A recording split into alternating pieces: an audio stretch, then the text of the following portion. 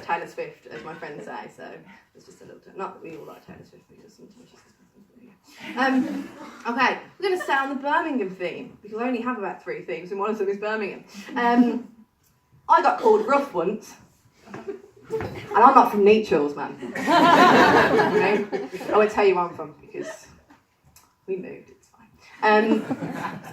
And, yeah, I was in uni, part-time masters, studying under Luke Kennard. I know, he just got me to sign his book, like my book, for him, using his pen. And I was sitting there kind of 6 weeks in, you're kind of friends with people, you kind of not at this point, and this other girl was having a conversation with somebody else and I was having another conversation, and then she turns to me and goes, "Oh, Hannah, you'll know the answer to this because you're like super rough." Which like, want to say that again, see what happens? But also like, look at me. Like, I'm not like, I'm rough around the edges, but like, look at my dress. I'm not freezing. Like, and then I just kind of cut on to all the times where my accent gets commented on, and I've kind of got a bit of a voice on at the moment because I'm performing for you all, but when I'm talking to my parents later, you'll really hear it come out. And I'm proud of the Brummie accent, so, you know, this is called Rough Terrain. So suck it, girl, in MA, I've got a book.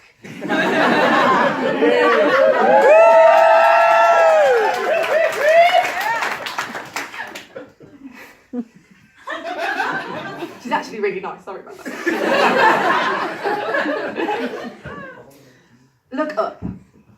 See the collage of stone, brick and glass, cut and stuck with creases in the fronts, and underneath alleyway mazes leading to back-to-back courts that patchwork this whole city and never go quiet, where ancestors share walls and woes and wash day gossip, where we built bed frames and watches, buttons and guns. The jack of all trades and master of none does not apply here. As a girl stamps out 1,800 pen nibs a day, or you can find somewhere else tomorrow. The metal point shaped and sealed, doesn't know how to hold them when loaded with ink, sinks her hands into boxes of nibs to cool down sore fingers, still too soft for this job. Look down. See the meadows become markets, where bargains are bundled in blue plastic bags, stacked high and shouted over, surrounded, and in the rag resides riches, where we buy the ingredients of magic. Flowers, fabric, food, makes you believe this place could mend you too. Watch your mother haggle and win. Run your hand over textures, take it in as the flower lady is offered a steaming cup of swilled out styrofoam tasting tea, no sugar, sweet enough. Sits by her cart in all weathers, wrapped up in so many layers, you wonder how small she could be to house lungs that can shout like that. Look around. Watch the shades of our skins since this place was named, mixed into a melody, a glow. We are the meeting point of mother tongues, the fork in the road to anywhere else you thought you'd settle down in until you met this one. A girl finds love in the symbolism she discovers at art school, at their clothes, mouths and almost covered skin. She sees herself in them, they think, her family who came here for her. Hope she'll find her way safer than they did in this second city of second chances. Now listen, what they say is true about the lilt of a person and the land where they lie. Birmingham being born in a natural basin makes sense because it's low and slow, like a battery running out, like a phone conversation with grandparents you wish you'd paid more attention to. And our voices have learnt to leap over the heaviness of hard work, filling ears with metal and market halls of migration to this middle land, to the heart, so speak loudly, and we sound like 1,000 years of 1,000 trades spoken in 1,000 tongues, because although moving forward doesn't stop you from looking around, sometimes you forget to. Taking all of this rough terrain, see what we've built together, and imagine what we do next.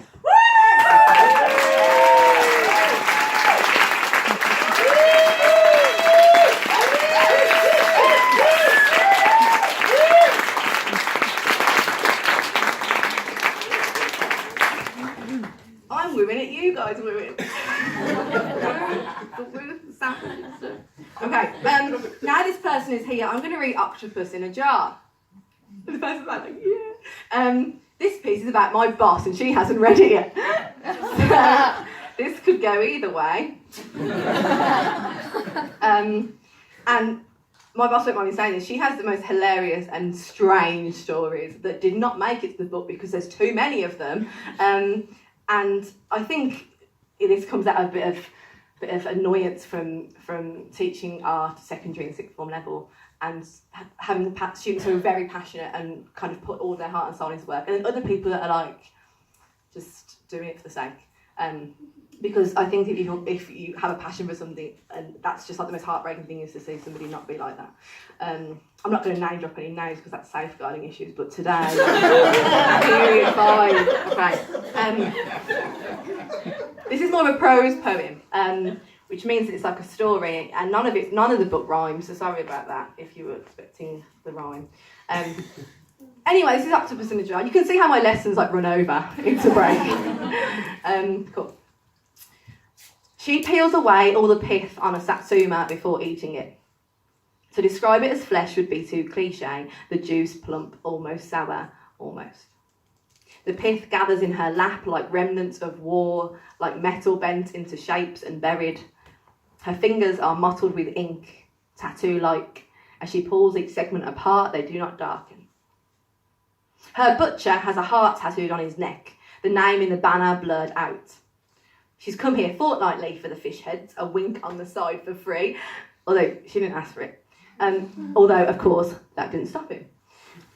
She carried the fish heads home, the bag swinging. She stepped over discarded tights left behind by a woman she did not know, changing between men, emptying herself across her porch. She would empty the bag into the biggest pot there was, the heads boiled down until the water muddied with membranes and scales, the bones heavy at the bottom. Like any type of cooking, she was a fine line between perfection and overdone. And she had really fucking overdone it this time. There was a pasta bake planned for tonight, and that could have led to something finally happening with Steve, but now everything smelled like fish, for fuck's sake. The groan came from the depths of a housemate's throat, head tilt back like during the ascent of a roller coaster. The rumble like gargling mouthwash without the mouthwash. It thundered across the living room through the kitchen door, followed by cursing, the harsh twang reminding her of home as a pang growled in her stomach as, "Why did you have to use my fucking pan when you have two of your own filled the space?" To which point she drained away everything but the skeleton in her own sieve she'd like to add.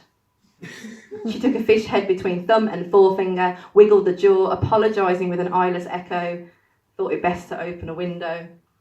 And she thought it was best to not let them dry on a radiator, so let them dry on a flannel, draped across her window ledge. Flannels are cheap, easily replaced, and this was before losing sleep over landfills was a worry, and in a way that was a good level of irony in how she was taking dead things from the sea, preventing them from eroding, declared in front of a city as evidence of permanence far beyond the house they now lived in. She was learning that everything was a concept. Everything. They would dry out, the flannel tight and crunchy, the bones like jewellery, neat and declared. For their trip, she enclosed the heads neatly in cotton wool, the type that comes in long folded lengths and makes you clench your teeth as you unravel it. They were transported in a bubble wrap lined envelope on her lap, reused from a present from her great aunt as the bus engine juddered. She imagines the fish whispering to each other, excited about where they're about to go. It had begun with Dennis. Not that Dennis. Different Dennis. Dennis was her sister's, but when he died, she was too inconsolable to organise a funeral. She had taken it upon herself to be the undertaker, wrapped him in a sock she couldn't find the other half of, tail first, his nose pointing out, his teeth almost smiling back. Almost. She placed him in a shoebox because that's what she'd seen done on films, and even though he only took up a tiny part of it, she concluded with a, "See you soon, Dennis," as the family watched her shovel soil back over the box, and they thought it was quite a strange thing to say. But let it go, because there are bigger things to worry about, like next door putting their rubbish in your bin. And how they would confront them over this since the incident. Not landfills or hamster lifespans or whether their daughter was a psychopath. A few weeks later, she checks on Dennis, who isn't quite ready yet. Ready for what? She's not quite sure, but she told herself she'd think of something, and maybe something that involved glitter. Because she liked glitter back then. When she told her future husband about her homegrown taxidermy habits over sea bass on their first holiday, she swears he put that ring-shaped box back in his pocket. She mentioned this to him years later, and he insisted that it didn't happen, although every time he opens the oven to check on dinner, he shouts, "Dennis is not ready yet." And when dinner guests ask what that means, he says that he's forgotten the origin, probably something from the blurry years of art school. It is known that tattoo artists practice on themselves before pigskin, before other people, the same ballad heart across three beings, unsure on what to write inside. And she was wrong, it hadn't started with Dennis. That space in time when your memory is used to stock actions like balancing or holding a pen or remembering your parents' faces did not store her memory of swindling the tooth fairy because she had saved all her baby teeth, lined up in the felted ring section of her jewellery box about to bite. This is what she told her daughter when she caught her running her chubby 3-year-old fingers over the ridges, thankful she'd inherited her curiosity, wanting to keep it intact, wrapped in cotton wool and an odd sock. There is 5 minutes to go until the end of break, and she's sitting describing the last hour, the excuses that have flaked apart in front of her. She recited that how, when she was their age, she had borrowed an octopus in a jar from the science department to draw over the holidays, and she carried it the 2 miles home, resting it on garden walls as she went, the suckers almost like open mouths, almost. She had told them they were not resilient these days, instead impatient and lacking passion, full of complaints at dirtying their hands. Her own picked the pith away, charcoal dim against the stark orange, a pip spat back in her palm. How dare they not care about their craft, she says. How dare they not love it to death.